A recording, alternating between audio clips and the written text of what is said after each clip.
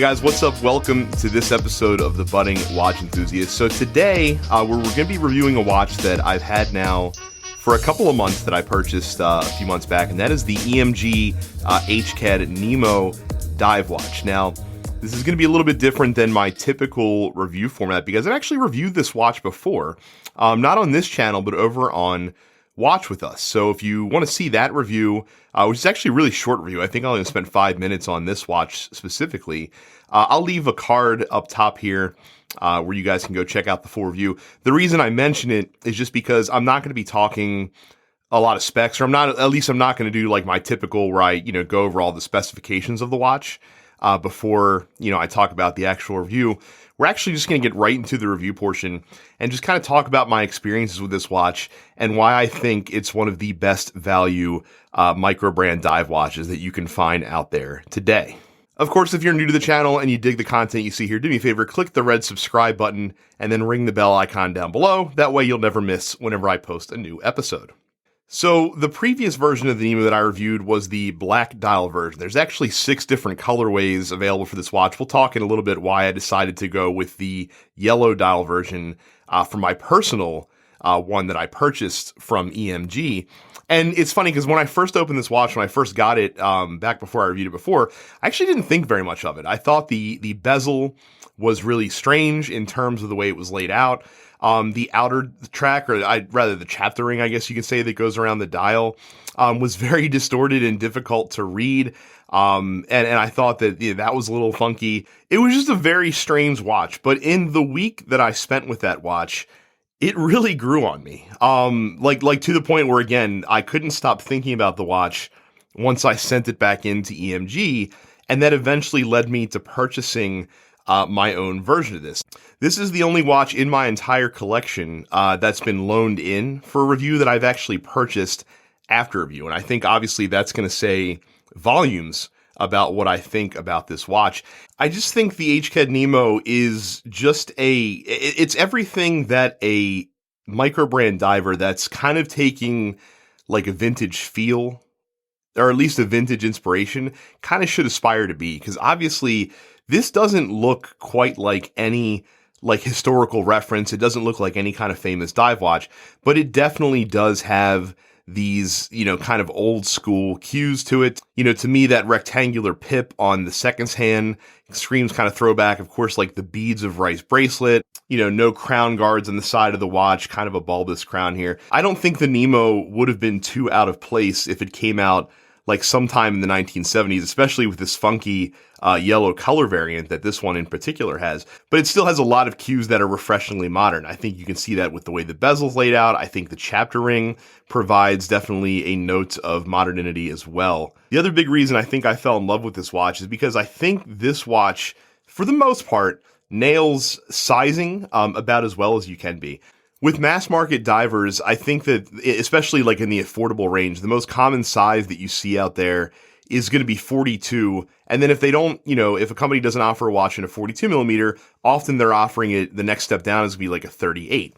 This one is 40 millimeters wide, and it also reins in the lug to lug distance by keeping that at 47 millimeters. So it's a very compact design. The only area where I think the watch misses a little bit is the height. And part of that's because this box sapphire crystal that's on the watch. The bigger reason is because of the case back that protrudes as far down as it does. Now, that's probably a necessary evil to house the Miyota 90S5 movement that resides inside this watch. But again, for me, like the proportions are damn near perfect. I struggle to think of another diver, at least in my collection, that is as perfectly sized. And the best part about this size is it's going to work very well for a wide variety of wrist sizes. It works great on my 8-inch wrist. It's going to work great even if you have like a sub 7-inch wrist as well, and possibly even smaller, again, because that lug to lug distance is relatively reined in, as long as you can deal with the fact that it's going to sit up a little bit more than most 40 millimeter watches are going to. The other thing that's great about the Nemo is that the colorways that are available for this watch are really excellent. So you have your typical black and white dial. Those are going to be your more conservative styles. You also have a blue and a green, but the shades of blue and green that they use for this watch is not too commonly seen. The blue is almost like a denim blue. The green is almost, to me, reminds me of like a pool table felt green, or a Boba Fett green if you're Star Wars inclined. And then you have this yellow one as well. Now this yellow dial here, and then there's a powder blue dial that's long since sold out, are kind of the, I guess, the fun colors, I guess you can say, of this line. And the reason that I opted for the yellow dial specifically is because I really wanted I really wanted a loud, eye-catching dive watch. You guys know, if you guys are familiar with my collection, if you've watched other reviews of watches that I own, typically all of my divers are going to be either black or blue. The most audacious of those being the Notice Avalon, which is a bit more of a brighter blue, but it's still blue. It's still, not a color that's going to be quite as eye-catching. Certainly not as much as this yellow dial one is going to be. And I debated between this and the Notice Retrospect. I really just wanted a yellow dial, affordable dive watch. The Nemo won out. I just really enjoy just the vibrance and the brightness of the yellow color. I think the red text, the red seconds hand on the dial really helps, it helps stand out against the yellow as a nice point of contrast. The only thing that I might have preferred a little bit differently is that I kind of wish the chapter ring on this one wasn't this mint green color that you see here. Now, I don't think it should have been white. All the other EMG Nemos have a white chapter ring along the outside of the watch. I don't know what color I would have necessarily picked for this one, but for me, the yellow to the mint green, kind of to the black bezel, it doesn't quite line up exactly. Again, I don't have a better suggestion as to what color they should have used. But fortunately, since that chapter ring is tucked very far away to the outside of the dial, it doesn't really obtrude too much, even if I'm not the biggest fan of the color. Speaking of the bezel, again, when I mentioned when I first saw this watch, the way the bezel's laid out is very peculiar to me. I can't recall a bezel that I've ever seen that has, the numerals every 5 minutes, but still retains markers at the cardinal points for the 60, 15, 30, and 45. Typically, it's the other way around. Usually, you'll see numerals at the cardinal points and markers at the 5 or 10-minute increments. And again, it looked very strange at first when I first saw it. But again, the layout really grew on me. The cardinal markers really do stand out. The longer you own this watch, you tend to see them before you see the numerals. The numerals kind of act as a de facto minute track of sorts as well, which pairs nicely with the hour track that is along the inside of the chapter ring as well. Matte ceramic has quickly become one of my new favorite insert materials. Again, I mentioned the Notice Avalon. That uses a matte ceramic bezel as well. Really tight bezel, but again, very deliberate. There's no backplay on this bezel. It's a little difficult to turn, especially when you first get the watch. But again, if you like a secure bezel that's not going to wobble, that's not going to wiggle, the Nemo certainly has you covered in that regard. Now, arguably my absolute favorite feature on this watch is actually going to be the bracelet. So I tend to change straps incessantly, especially on my divers.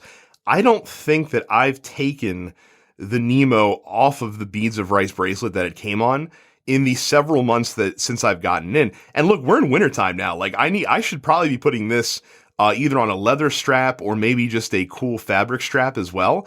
But I like this bracelet way too much. Now, granted, I haven't handled a ton of Beads of Rice bracelets, but for me, it is easily the best Beads of Rice bracelet that I personally have had the pleasure of experiencing. A great contrast and finish. The brushing on the bracelet is very good. The polishing on the beads might be even better. And then pair it with the clasp. They use the same clasp that the NTH watches use, with a massive amount of micro adjustments. You get the HKED logo on the watch.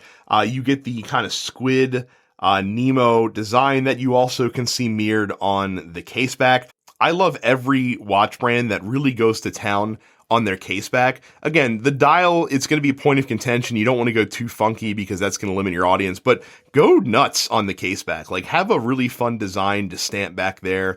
If you're not going to do an exhibition back, like I said, put something cool on the back. I love when companies come out with cool logos to stick on the back of their watches. Just a nice, fun little design element that only you are pretty much going to see. Now, I typically don't care for polished finishes on tool watches, or at least not huge polished finishes. Like I'll take a beveled edge or like a chamfered edge for contrast, but I always prefer brushed. But again, here it really works. One of the things that I was curious about when I got these EMG watches in for review several months ago is the quality of the watch, because EMG's watches look very cool in renders and in pictures, but it doesn't really present the kind of the build quality of the watch. And I came away really pleasantly surprised between both this and the EMG Horizon that I reviewed on WatchWithUs. The build quality is super solid. I think the polishing on the watch is excellent, especially when you're considering the price range that the watch resides in as well. Overall, the HKED EMG Nemo is a watch that just has a ton of personality. And again, it took some time to really grow on me before I appreciated it to the level that I did. And for me, again, you guys know I'm a big value hunter. I'm always looking to see watches that punch above their price range, that really deliver strong value for the money that you're spending on it. At $450, the EMG Nemo is definitely a strong contender in that price bracket, especially if you're looking for a dive watch with some really unique qualities, with a very distinct style on its own. And if you guys aren't not familiar with EMG, I would definitely head over to their website and check out some of the watches that they have on offer, because they have a lot of really cool stuff over there. Again, I've fallen in love with this Nemo. I'm really happy that I opted for this bold yellow color. This is going to be a watch that is on my wrist constantly in the spring and summertime, and I'm still finding excuses to wear it even when the weather is colder. You know, if I'm wearing clothing that is very low key, I don't mind pairing it with a watch like this that's very loud, just to draw attention. I think now that I've done the review, I'm going to force myself to take it off of the bracelet and try it with some other looks, and you guys will get to see that on my Instagram feed if you guys follow me over there. And again, let me give props. I keep mentioning EMG. I have to mention Eddie Say, HKED on the Watch You Seek forums. He's actually the designer of this watch. You see his logo at the 12 o'clock position and on the clasp here as well. He has a lot of excellent watches on his website as well. I'll actually link both the EMG and HKED websites down in the description below so that you guys can check those out as well. If you guys liked this video, hit the thumb down below. If you loved it, click the red subscribe button and ring the bell icon. Thank you all so much for watching, and I will see you the next time.